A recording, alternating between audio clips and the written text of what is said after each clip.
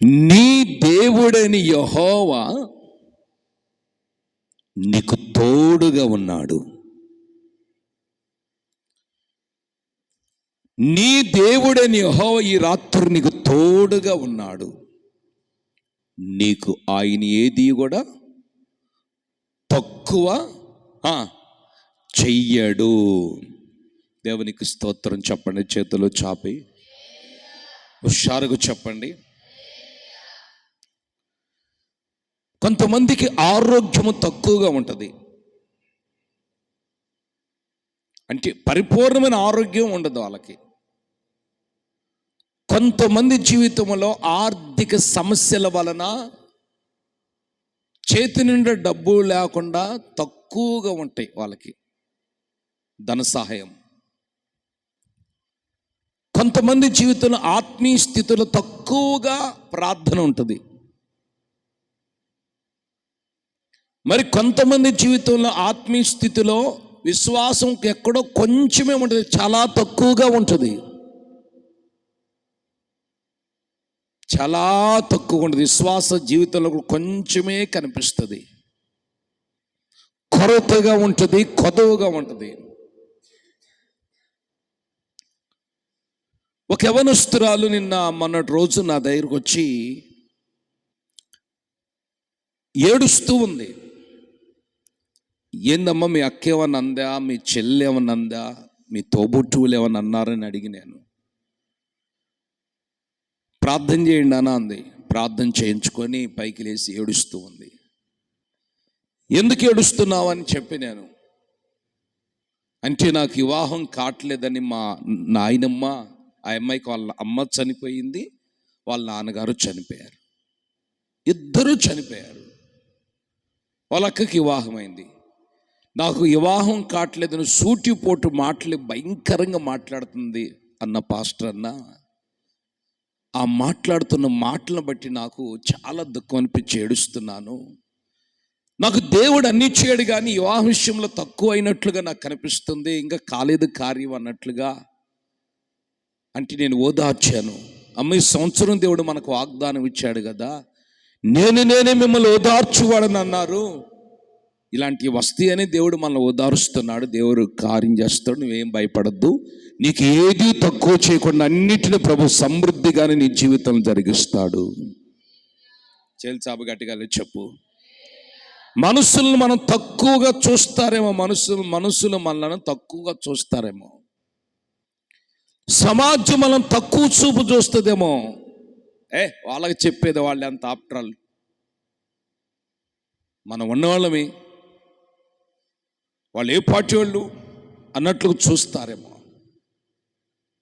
ఈరోజు దేవుని వాక్యము నీతో నాతో మాట్లాడుతుంది. యెహోవా నీకు తోడై ఉన్నాడు, ఆయన నీకు ఏది తక్కువ చెయ్యడు. నువ్వు తినుచున్న ఆహారం తక్కువ చేయడు, నువ్వు తాగుచున్న మంచులు ప్రభు తక్కువ చేయడు. నీ కుటుంబంలో ఏ కొరత లేకుండా ఆయన సమృద్ధిని ప్రభు దయచేస్తాడు. మనుషులు తక్కువ చేయొచ్చేమో కానీ దేవుడు తక్కువ చేసేవాడు కాదు. అర్థం చేసుకోనండి, దేవుడు తక్కువ చేయడు మనల్ని. దేవుడు నీకు తోడై ఉన్నాడు. దేవుడు ఒక వ్యక్తికి ఎప్పుడు తోడై ఉంటాడు? ఈ వాక్యాన్ని కూడా కొంచెం మనం జాగ్రత్తగా క్షుణ్ణముగా ఆలోచించాలి. దేవుడు ఒక వ్యక్తికి ఎప్పుడు తోడై ఉంటాడు?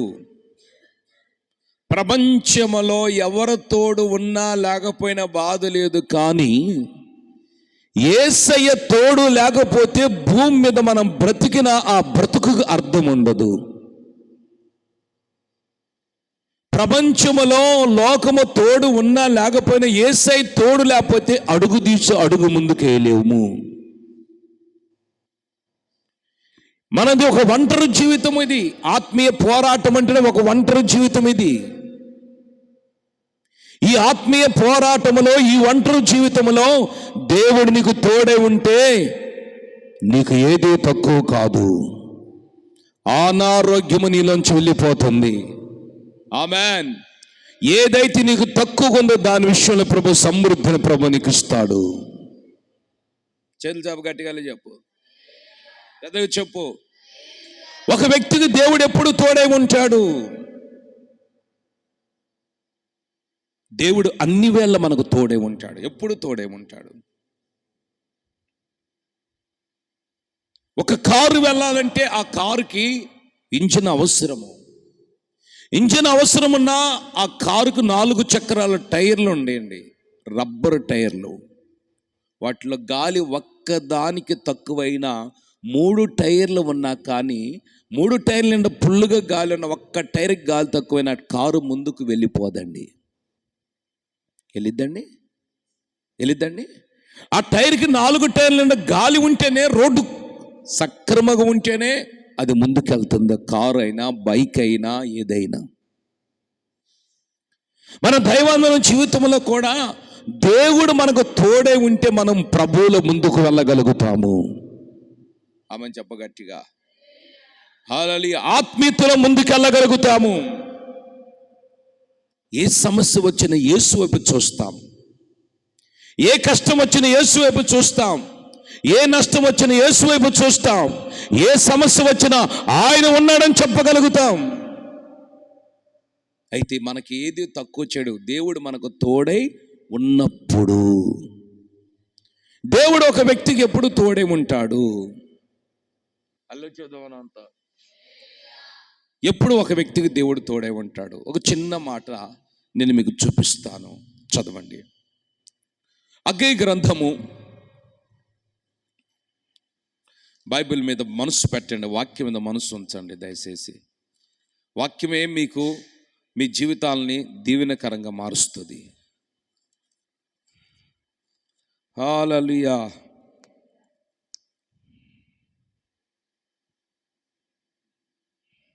రెండవ అధ్యాయము 4వ వచనము.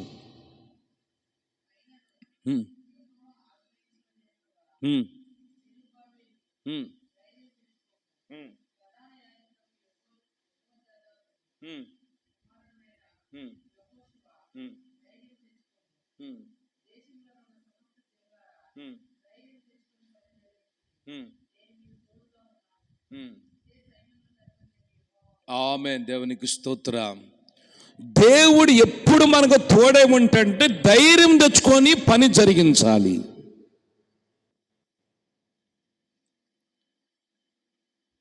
యేసయ్య మనకి ఎప్పుడు తోడుగా ఉంటాడంటే ధైర్యం తెచ్చుకోవాలి. దేవుని కొరకు పని జరిగించాలి. ఏ పని జరిగించాలి? మన పోషణ కొరకు మనం ఏ విధంగా బయటికి వెళ్ళి పని జరిగిస్తున్నామో దేవుని సన్నిధిలో ప్రార్థనని పనిని నువ్వు జరిగించాలి. గట్టిగా అల్లు చెప్పాలి మీరందరూ. ప్రార్థన అనే పని నీలో జరగాలి. విశ్వాసం అనే పని నీలో జరగాలి. స్తుతి అనే పని నీలో జరగాలి. మోకరించే పని నీలో జరగాలి. పౌరుషం అనే పని నీలో జరగాలి. వైరాగ్యం అనే పని నీలో జరగాలి. పట్టుదలనే పని నీలో జరగాలి. ఆ పనిని నువ్వు జరిగించు. నువ్వు జరిగిస్తే యేసయ్య నీకు తోడుగా ఉండటమే కాదు, ఆయన నీకేది తక్కువ చేయకుండా సమృద్ధిని ప్రభు నీకు ఇస్తాడు. ఆమేన్. చచ్చిన లాజరు దగ్గరికి వెళ్ళాడు యేసుక్రీస్తు. సమాధిలో లాజరు దగ్గరికి వెళ్ళాడు. అంటే సమాధిలో ఉంచి లాజరును పిలిచే శక్తి, సమాధిలోంచి లేపే శక్తి యేసయ్యకి లేదా? మీరు చెప్పండి. చెప్పాలి మీరు. లేదా? ఉంది కదండి. మరి సమాధి మీద ఉన్న బండి ఎందుకు తీయమనండి మీరు చెప్పండి. చదవండి. ఆడ యోహాను సువర్తమానము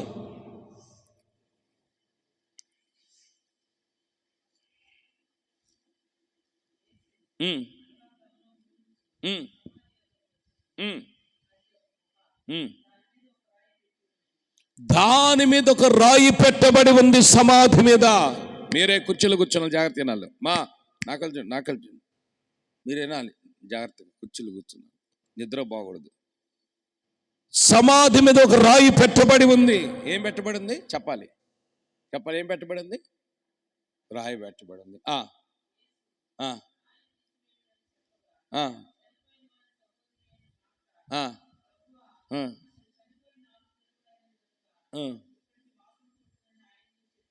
వినండి, ఇప్పుడు మీ ఇక్కడ చాలా ఆత్మీయ అర్థం ఉంది. సమాధి మీద రాయి పెట్టబడి ఉండగా సమాధి మీద రాయిని మీరు తీయమని చెప్పాడే లేదా యేసయ్య? చెప్పండి. మీరు చేయవలసిన పని మీరు చేయండి, నా కార్యం నేను చేస్తాను. ఆమేన్. అది దాని అర్థం. ఈ రోజున దేవుని సన్నిధిలో మనం చేయవలసిన పని మనం చేయాలి. మన మీద పెట్టబడిన రాయి మనం పెళ్ళుగుంచుకుంటూ మన వల్ల కాదు, కానీ నువ్వు ప్రార్థనని పని జరిగించు. నీలో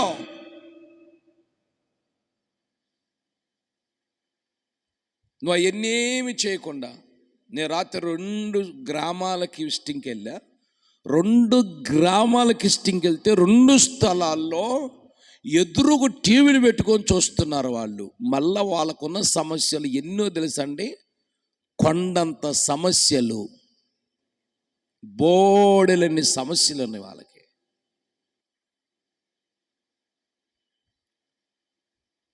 వాళ్ళు సైతాను పని జరిగిస్తున్నారు కాబట్టి వాళ్ళ సమస్యలను వాళ్ళ అలాగనే పట్టి పిడుస్తున్నాయి, పిండేస్తున్నాయి.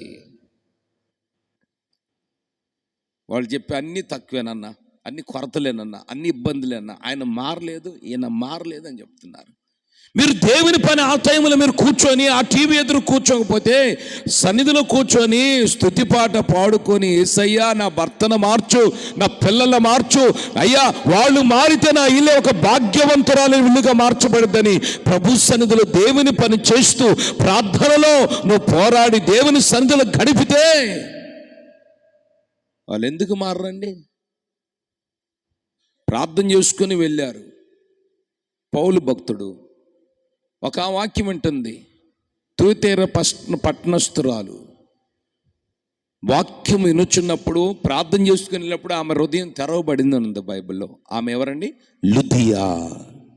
దేవునికి స్తోత్రం. పెద్దగా చెప్దా హల్లెలూయా. చూడండి, నాకు చాలా దుఃఖం అనిపించింది. వీళ్ళ భర్తలు మారలేదు కదా, వీళ్ళేంటి ఇలాంటి పనులు చేస్తున్నారు. నేను పోయి డోర్ కొడితే అప్పుడు టీవీ బాబు బయటకు వస్తున్నారు వాళ్ళు. మరి దేవుని కార్యాలు ఎలా మన చేతులు జరుగుతాయండి? దేవునికి తోడే ఉండాలంటే నువ్వు ధైర్యం తెచ్చుకొని దేవుని పని జరిగించు. దేవుని పని జరిగించేటప్పుడు ఆటంకాలు కూడా వస్తాయి. నువ్వు ప్రార్థనలో కూర్చున్నప్పుడు ఆటంకాలు వస్తాయి. నీ విశ్వాసంతో నడిపించబడుతున్నప్పుడు ఆటంకాలు వస్తాయి. విశ్వాసంతో ఉన్నావు కదా, నీ విశ్వాసం ఉమ్మి చేసేటట్లకు సైతాను కూడా వస్తాడు, నీ విశ్వాసాన్ని ఉమ్మి చేస్తాడు. అది అక్కడ జరిగింది, ఇక్కడ ఆమెకు జరిగింది, ఇక్కడ ఏం జరిగింది, నీకు కూడా కిడ్నీ ఫెయిల్ అయిపోయింది, లేకపోతే నీకు కూడా గుండె ఫెయిల్ అయిపోయింది. విశ్వాసాన్ని ఉమ్మి చేయటకు సైతాన్ని ఎన్నో విధాలకు వస్తాడు. నువ్వు పని జరిగించు. ఒకటి ప్రార్థన పని జరిగించు, రెండోది విశ్వాసం అనే పనిని జరిగించు, మూడోది ఉపవాసం అనే పనిని జరిగించు. మరి ఈ పనులన్నీ మనం జరిగిస్తున్నామండి. అందుకే యేసుక్రీస్తు అన్నాడు, అమ్మా మార్తా విస్తారమైన పని పెట్టుకొని నువ్వు తొందరపడుతున్నా కానీ, అనవసరమైన దానికోసం నువ్వు ప్రాకులాడు చేస్తున్నా కానీ అవసరమైనది నువ్వు గుర్తించలేకపోయావు. ఆమేన్. యేసయ్య పాదాల దగ్గర కూర్చుంది కాబట్టి మార్తమ కూర్చోలేదు, మరియమ్మ కూర్చుంది. యేసుతో ఉన్నప్పుడు 5 రొట్టెలు 2 చిన్న చేపలు 5,000 మంది ప్రజలు తిన్నారు. యేసుతో ఉన్నారు కాబట్టే వాళ్ళు ఎర్ర సముద్రాన్ని నుంచి బయటికి రాగలిగారు. యేసుతో ఉన్నారు కాబట్టే వాళ్ళు సింహాల నోళ్ళను ముయించి బయటకు రాగలిగారు. యేసుతో ఉన్నారు కాబట్టే వాళ్ళ జీవితాలు ఆహ్లాదకరంగా మార్చబడ్డాయి. యేసుతో ఉన్నారు కాబట్టే ఎరుకో కోడగొడలు కుప్పగోల్చబడ్డాయి. యేసుతో ఉన్నారు కాబట్టే దయ్యాలు పారిపోయినాయి. యేసుతో ఉన్నారు కాబట్టే అద్భుతాలు జరిగినాయి. యేసుతో ఉన్నారు కాబట్టే సాతాను కోడగొడలు కుప్పగోల్చబడ్డాయి. యేసుతో ఉన్నారు కాబట్టే వాళ్ళ జీవితంలో నూతన కార్యాలు జరిగినాయి. యేసుతో ఉన్నారు కాబట్టే వాళ్ళ జీవితంలో మహత్వ కార్యాలు జరిగినాయి. యేసుతో ఉన్నారు కాబట్టే ఆకర్షించమన్నా కురిపించబడింది. యేసుతో ఉన్నారు కాబట్టే ఇది యెహోవా వల్ల జరిగిన కార్యమే, మరొక కార్యము కాదని చెప్పగలిగారు. నోరేమైంది? ప్రార్థన లేదు మీకు, అందుకే అల్లే చెప్పట్లేదు. దేవుని ఆత్మ మీలో క్రియ జరగట్లేదు, అందుకే మీరు అల్లే చెప్పట్లేదు. దేవుని ఆత్మ ఉంటే మీలో క్రియ జరిగిద్ది. ఆమేన్.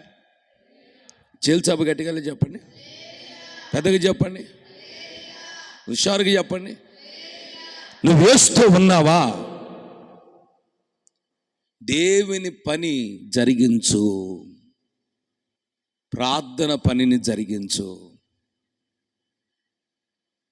నువ్వు దేవుని పనిలో నిమగ్నమై ఉన్నప్పుడు, ఆమేన్, ఆత్మీయంగా నువ్వు ఎంతైతే వెతుకుతావో శరీర సంబంధమైన కొరతలన్నీ జీవితంలో తీర్చబడతాయి. ఆమె చెప్పు. ఒక చిన్న సాక్ష్యం చెప్తాను నేను. భర్త వదిలేశాడు ఆ సహోదరిని. ఆ సహోదరి తల్లిగారి ఇంటికి వచ్చింది. తల్లిగారికి ఇంటికి వచ్చినప్పుడు నేను చెప్పానమ్మా, మన ప్రార్థనా మందిరం ఉంది చక్రపాలెమే, మన ప్రార్థనా మందిరం యూట్యూబ్ పిల్లలకు పెట్టడం కుదరట్లే, కొంచెం చదువుకుంది ఆమె టీచర్. యూట్యూబ్ కొంచెం పెట్టమ్మా, కొద్దిగా ఇంపించు, వాక్యం మందిరం ఊడు అని చెప్తే పాపం 4 సంవత్సరాలు పరిచయం చేస్తూ ఉంది. ఈలోపు భర్త మారు మనసు పొంది భార్య ఇంటికి తీసుకుని వెళ్ళాడు. హల్లెలూయా. ఆ అమ్మాయి పోషించబడటానికి అద్దంకి వచ్చి 50 రూపాయలకి చిన్న చిన్న జాకెట్లు కుట్టి, చిన్న చిన్న గౌన్లు కుట్టి స్టిచ్చింగ్ చేసి వెళ్తూ ఉండేదండి. 50 రూపాయలు ఆ అమ్మాయి పోషణ, రోజుకి 50 రూపాయలు వచ్చాయి. ఛార్జీకి 20 రూపాయలు పోయి మిగిలిన 30 రూపాయలు. ప్రార్థన చేస్తాం. దేవుడు ఏది తక్కువ చేయడమ్మా, దేవుడు నీతో ఉంటాడు. నువ్వు ప్రార్థన చేయి, నువ్వు ప్రార్థన చేయి, నువ్వు పరిచర్య చేయి, నువ్వు నమ్మకంగా ఉండు, మనసు వైపు చూడగాకు, వాళ్ళ వైపు చూడగా యథార్థంగా ఉండు. ఇప్పుడు ఆ అమ్మాయికి ఎంత తెలుసు? ఆ అమ్మాయి జీతం స్కేల్ 21,000 రూపాయలు, 50 రూపాయలు. నాకు నిన్నే దశమాంగ కొట్టింది.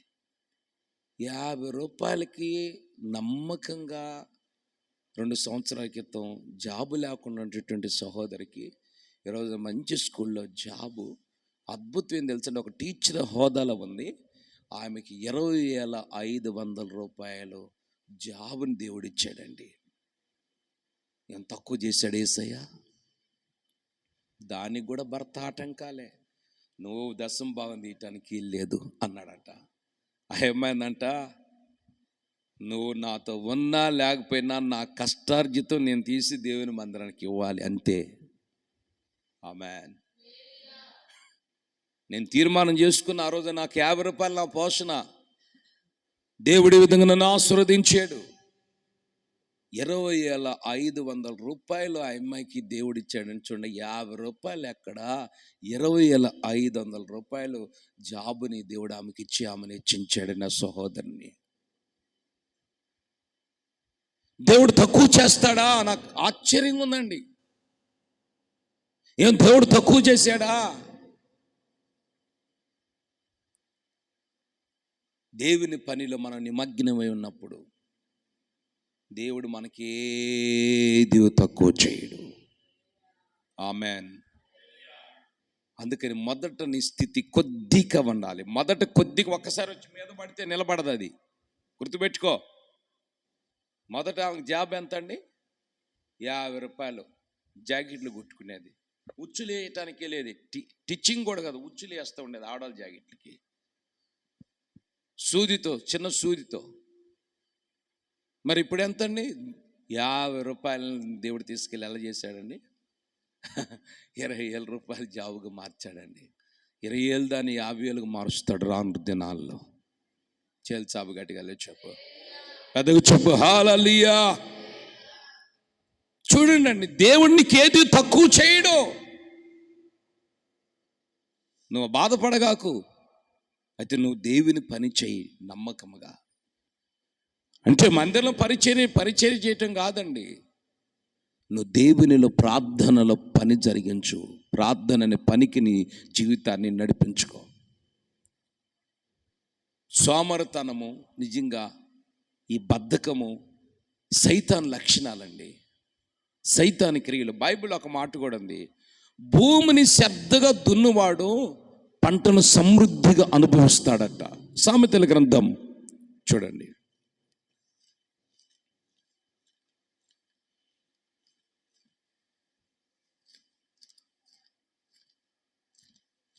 చెల్చాపు మనమంతా గట్టిగా లేచి చెప్దాం. హుషారుగా చెప్పాలి మీరందరూ. దేవుని ఆత్మ క్రియ జరిగితే మనం హుషారుగా చెప్తాం.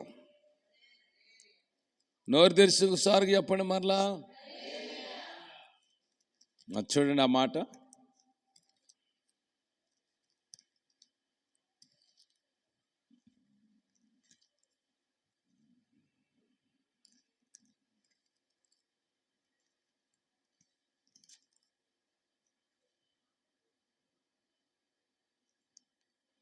ఇరవై 28వ అధ్యాయము సామెతల గ్రంథం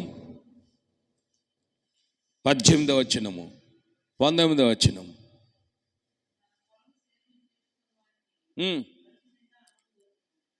చాలమ్మా. పొలము సేద్యం చేసుకునే వాడికి ఏం దొరుకుతుంది? నోరు తెరిచి చెప్పలేదండి. ఏం దొరుకుతుంది అక్క? మీరు నాతో కలిసి చెప్పండి. పొలము సేద్యం చేసుకునే వాడికి ఏం దొరుకుతుంది? ఏం దొరుకుతుంది చెప్పండి నాతో. పొలము సేద్యం చేసుకునే వాడికి కడుపు నిండా అన్నం దొరుకుతుంది. పొలము, మీకు పొలాలు లేవా? సరే, ఒక అరెకరం మాగాడని ఉందా లేదా? లేదనుకో, సరే అద్దెకి తీసుకున్నారు, కవులుకి తీసుకున్నారు. పొలములో మనము ఎందుకు సేద్యం చేస్తాము? ఒక ఇత్తనం నాటినప్పుడు, వరి నాటినప్పుడు భూమిలో దాన్ని ఎందుకు మనం సేద్యం చేసుకున్నా చెప్పండి. సేద్యము చేయటం అంటే ఏంటి? శుభ్రం చేసుకోవటం, దున్నటము. పొలములో వినండి, పొలములో వరి విత్తనం విత్తినప్పుడు, వరి నాటు మనము భూమిలో నాటినప్పుడు దానితో పాటు ఏమి లేస్తుంది చెప్పండి? దాంతో ఏం లేస్తుందమ్మా అక్క? కలుపు లేవదా? ముందు వచ్చింది. ఇప్పుడు మనం నాటు మొక్క, మీ ఏరియా కదండి ఇదంతా, మా ఏరియాలో నాట్లు ఏం లేవండి. సాగర్ కాలం ఆగిపోయింది, మళ్ళీ స్టార్ట్ అయిందిలే. ఇప్పుడు గమనించండి, ఇప్పుడు మనం పొలాలకు వెళ్తున్నాం. పొలాల మీద అక్కడక్కడ మనం వరి పొలం చూసినప్పుడు, వరి ముందు మీరు ఏం చేస్తారు? చేతితో నాట్లేస్తారు. దాన్ని నాట్లేస్తారంట. మేము కూడా నాట్లేసామండి చేతులతో.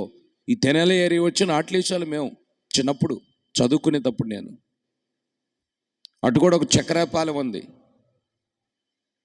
ఆ ఏరియా అంతా నాట్లేసేవాళ్ళం. తీసుకెళ్తే ఎలాగా ఇప్పుడు ఆ టైంలో ఒక నెల ఉండేవాళ్ళం, నాట్లు వేసేవాళ్ళమై వెళ్ళిపోయాళ్ళం, తీసుకొని వెళ్ళిపోయాను. పొలములో నాటు వేసేటప్పుడు, నాటు వేసిన తర్వాత కొంతకాలానికి ఒక 10 రోజులు 20 రోజుల తర్వాత పొలంలో ఏం మొలుస్తుంది? నాటుతో సహా కలుపు. ఏమంటారు అన్నట్టుని? కలుపు. ఈ కలుపుని అలాగనే ఉంచి, ఈ పొలములో ఉన్న నాటును కూడా అలాగ ఉంచితే ఈ వరి పంట పండిద్దా చెప్పండి? పండిద్దా? కలుపుని ఏం చేస్తాం మనం? సేద్యం చేస్తాం. హల్లెలూయా. ఎలా సేద్యం చేస్తాము? అక్కడేముంది?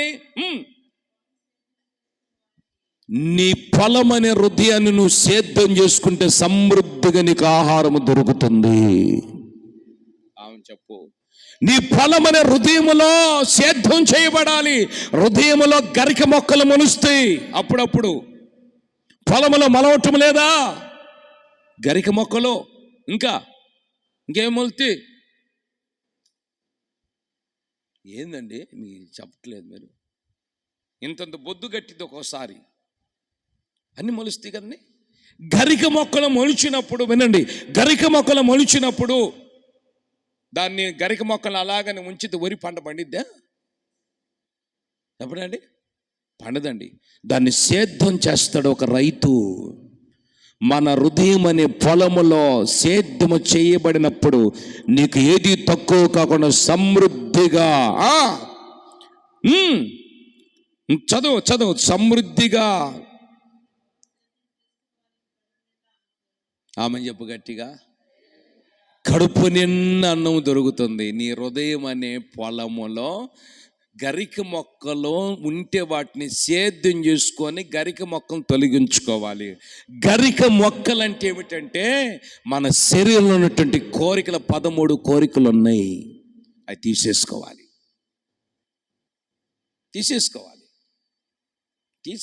అవి తీసేసుకోకుండా దేవుడి ఆత్మ నీలోనికి రాదు. తీసేసుకోకుండా సమృద్ధి నువ్వు అన్నం తినలేవు. తీసేసుకోకుండా నువ్వు దీవించబడలేవు. తీసేసుకోకుండా దేవుని కార్యం నువ్వు పొందలేవు. తీసేసుకుంటేనే మనము దేవుని కార్యానికి అర్హులుగా మార్చబడతాము. గరిక మొక్కలు ఉన్నాయి మనలో, మొలిచిన గరిక మొక్కలు. ఏమేంటి అయ్యి? మన హృదయాలు ఏమేమి మొలిచిన గరిక మొక్కలు. హృదయాన్ని శుభ్రం చేసుకోవాలి, హృదయాన్ని సేద్యం చేసుకోవాలి, నాగలు పెట్టి దున్నుకోవాలి. అప్పుడప్పుడు పొలంలో గరిక, పొలంలో ఈ మడికి ఆ మడికి మధ్యలో ఏమంటుంది? గెట్టు ఉంటుంది. ఏమంటుందండి? గెట్లుంటాయి. మనల్ని ఏమంటారు? ఏమండి పార తీసుకొని రండి, నరకటానికండి. వాటిని ఏమంటారు మీ భాషలో? ఏమంటారు? పారపని. ఆ పారపని ఎందుకు? పారపని ఈ పొలానికి ఆ పొలానికి మధ్యలో ఏమంటది? గట్లు ఉంటాయి. దేవునికి స్తోత్రం. ఈ గట్లున్న గరికి అంత పొలంలోకి వెళ్ళిపోతే నరకాలి. మేము కూడా నరికాం. అప్పుడు పారపనికి వెళ్ళేవాళ్ళం. మీరు అనుకున్న పాస్టర్ను ఏ పని చేయలేదు అనుకుంటున్నారా? పార పని చేశాను, పత్తి తీసేవాడిని, మిరపకాయలు కోసేవాళ్ళమే. ఏమండి జొన్న కోసాము. ఏమండి మా అమ్మమ్మ వాళ్ళ పొలం ఉంది, జొన్న కోసాము. నైట్ వెళ్ళి కాపలు ఉండేవాళ్ళమే. నైట్ వెళ్ళి కాపలు ఉన్నప్పుడు తర్వాత గమనిస్తే చిన్న చిన్న కుందేలు దొరికాయి, పత్తి పని చేసేవాళ్ళమే. అన్నీ ఏటు జడ్డు చెయ్యని పనులంటూ ఏమీ లేవు. ఆమె దేవునికి స్తోత్రం. రిక్షా దక్కే చివరికి, సైకిల్ దక్కే చివరికి అన్ని ఏటు మొత్తం. ఇంకా సేవలు ఎక్కువ చేసి నేను ఈ గరిక మొక్కలు 13 గరిక మొక్కలు ఉన్నాయి. ఈ 13లో 12 లేకుండా ఒక్క గరిక మొక్కని ఏం చేస్తుంది? మన పొలాన్ని ఏం చేస్తుంది? పాడు చేస్తుంది. ఏమేమిటి ఒకసారి మీకు చూపిస్తాను. మార్కు సువర్తమానము.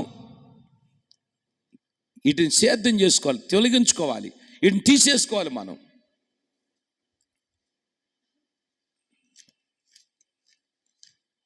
చివరికి జోసఫ్ నీలాగా పెయింట్ పని కూడా వెళ్ళా నేను. పెళ్ళి అయిన తర్వాత గుంటూరులో పెయింట్ బీయటం చాదు కాదు, వెళ్ళా, అన్నీ చేసినోడినే. దేవునికి స్తోత్రం. చేతులు చాపు గట్టిగా చెప్పండి. చదవమ్మా. మార్కు సువర్తమానం 13వ అధ్యాయం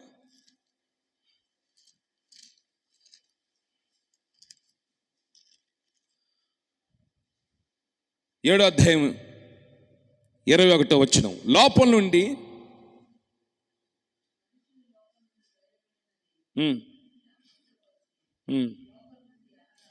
ఒక్క నిమిషం అమ్మా, అది కాదనుకుంటా.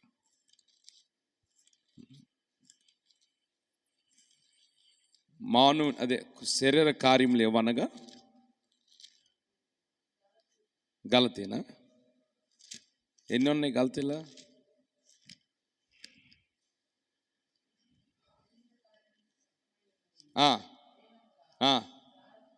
ఒకటి జారత్వము, అపవిత్రత. వినండి, అపవిత్రత అంటే ఏంటి? అపవిత్రత అంటే ఏంటి? అపవిత్రత అంటే ఏంటి మీరు చెప్పండి. పాపానికి సాదృశ్యం. ఆమేన్. మన నోటి నుంచి అప్పుడప్పుడు మనం పక్కన వాళ్ళు ఏది పడితే అది మాట్లాడితే మనం కూడా వాళ్ళ నోటితో సంభాషించామని కదా అపవిత్రమైపోతుంది మన నాలుకంతా. మన పెదాలన్నీ అపవిత్రమైపోతాయి. మన ప్రార్థన అంతా కూడా అపవిత్రమైపోవటం. జారత్వము. ఇంకా చెప్పమ్మా. విగ్రహ ఆరాధన. రాత్రి ఒక అక్క అడిగింది, పాస్టర్ అన్న మా అల్లుడు మొక్కున్నాడంట, ఎక్కడికి? గొడదల పుట్టెంటికలు తీయటానికి అని అంది. ఓ తల్లి అన్న. ఏందన్న అంది. ఇక్కడ తీసురా 3 కత్తెరలు వేస్తా, మంగళాన్ని దగ్గర తీసుకెళ్ళు, శుభ్రంగా పుట్టెంటికలు చేసేస్తాడంతే. దానికి గొడదలు వెళ్ళాల్సిన అవసరం లేదు. విగ్రహ ఆరాధన, వ్యభిచారము, ద్వేషం. నువ్వంటే నాకు పడదు, నేనంటే ఆయనకు పడదు. ద్వేషము, కలహాలు, మత్సరములు. మత్సరం అంటే కుళ్ళు, కోదములు, కక్షలు. కక్షలు ఒక ఆయన పిలిచి చెప్తాడంట వాళ్ళ అబ్బాయికి, అరే నేను సావబోతున్నాను రా, వాడిని నువ్వు, నేను చచ్చినా కానీ ఆత్మకు శాంతి కలగాలంటే వాడిని ఒక పోటు పొడురా అని చెప్పండి. కొడుకుని పిలిపించి చచ్చిపోయాను ఆయన, చచ్చిపోతాను, రేపు వెళ్ళండి చచ్చిపోతాను. వాళ్ళ అబ్బాయిని పిలిచారే, వాడు మనకు చాలా కీడు చేశాడు రా, నేను చచ్చినా నా ఆత్మ నెమ్మది కంటే వాడిని నువ్వు చంపేస్తేనే నాకు నెమ్మది కలిగిద్ది అన్నాడంట. ప్రార్థనకి వెళ్ళా అని చెప్పిన మాటలు, మత్సరములో, కోపములో, అసూయ, భేదములో, విమతములో, అల్లరితో కూడిన ఆటపాటలు. కొంతమంది ప్రార్థన అంటారా, ప్రార్థనలన్నీ అల్లరితో కూడిన ఆటపాటలే. ఆమేన్, గట్టిగా చెప్పండి. ప్రార్థనలన్నీ అల్లరితో కూడిన ఆటపాటలు, అన్నీ అల్లరితో కూడిన ఆటపాటలే. నవ్వుకోవటం, హేళన చేసుకోవటం, పరిహాసం చేసుకోవటం, ఏమండి, అల్లరితో కూడిన ఆటపాటలు. ఈ 13 గరికలు ఉన్నాయి. ఎన్ని గరికలు ఉన్నాయి మన హృదయంలో చెప్పాలి? నా హృదయంలో ఏ గరిక లేదు అయ్యగారంటే నువ్వు ధన్యురాలివే. నా హృదయం ఏదో గరిక ఉందంటే తొలగించుకుంటే నీ హృదయంలో ఉన్న గరికలను సేద్యం చేసుకో. ఆమె చెప్పు గట్టిగా. నీ హృదయంలో ఉన్న ప్రతి గరికను సేద్యం చేసుకోగలిగితే నీ కడుపు నిండా నువ్వు అన్నం తింటావు. నీ కడుపుకున్న జబ్బులన్నీ తొలగిపోతాయి. చెల్జాబు గట్టిగా చెప్పు. నీ ఇంటి నుండి సమృద్ధి ఉంటుంది. నీకేదో తక్కువ ప్రభు చేయడు. ఎప్పుడు ఏ కార్యం చేయాలో ప్రభువు తెలుసు, ఆ కార్యాలు ప్రభువు చేస్తాడు. ఆమేన్.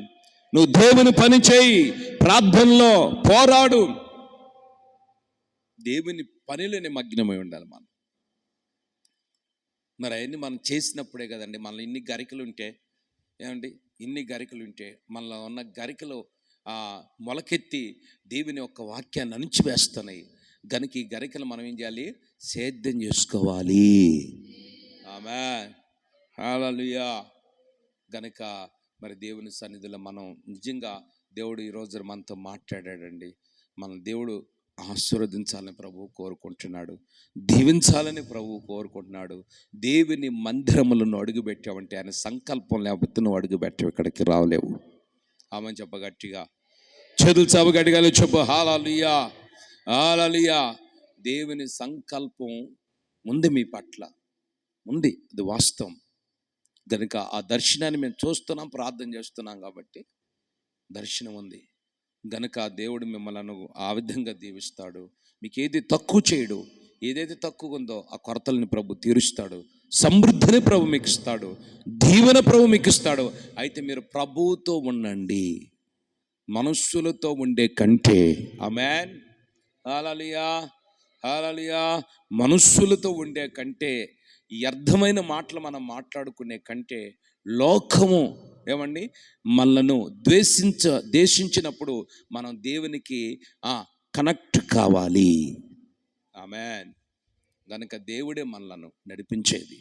గనుక మరి దేవుని సంధిలో చక్కగా మీకు మంచి అవకాశం ఉందండి ప్రార్థన చేసుకోవటానికి. మీకు మంచి గృహాలు ఇచ్చాడు, అద్దెలే కావచ్చు, సొంతలే కావచ్చు అండి. మీరు కూర్చొని చక్కగా మేము స్తోత్ర ప్రార్థన చేసుకోవటానికి కూడా భయమే.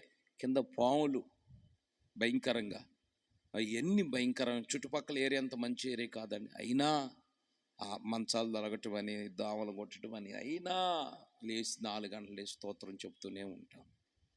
కనుక దయచేసి మీరు కూడా విలువైన సమయాన్ని వాళ్ళతో వీళ్ళతో గడిపే కంటే, దేవుడు మిమ్మల్ని పిలుచుకున్నాడు. ఇప్పుడు హాస్పిటల్కి వెళ్ళి చూడండి, ఎంతమంది నరకయాతన అనిపిస్తున్నారో.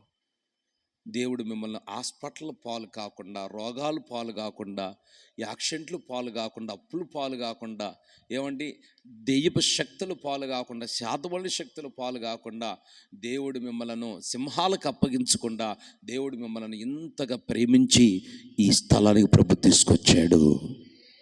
ఆమేన్. కనుక మనం ఎంత దేవుని స్తుతించాలండి. మరి వాస్తవే కదండి. మరి మన సహోదరి ఉందిగా, అన్నా నరకం అనిపిస్తున్నానన్న జ్యోతి చెప్తున్న మాట. నేను వెళ్తున్నప్పుడు నాతో పాస్టర్ గారితో, నరకం అనిపిస్తున్నాను, భూమి మీదే నరకం చూస్తున్నాను, అంత పాపం తట్టుకోలేని పరిస్థితి. మరి డయాలసిస్ అంటే మామూలు మాటలు కాదండి, ప్రాణం పోయి ప్రాణం తిరిగి వచ్చినట్లే. మరి దేవుడు మరి ఆ బిడ్డను ముట్టాడు. ఈరోజు డిశ్చార్జ్ చేశారట. సంపూర్ణ స్వస్థత ఆ బిడ్డకు దయచేయనట్లుగా ఎవరైనా దేవుడు మరి ఆ బిడ్డకి ఒక కిడ్నీని అయినా ట్రాన్స్ఫర్ చేస్తే మరి డాక్టర్లు వేస్తామని చెప్పారంట. మరి దేవుడు ఆ విషయంలో కూడా సహాయం చేయనట్లుగా మనమంతా రెండు చేతులు చాపి ఆ సహోదరి కొరకు చేతులు చాపి ప్రార్థన చేద్దాం. చేతులెత్తని అందరూ కళ్ళు మూసి ప్రార్థన చేద్దాం.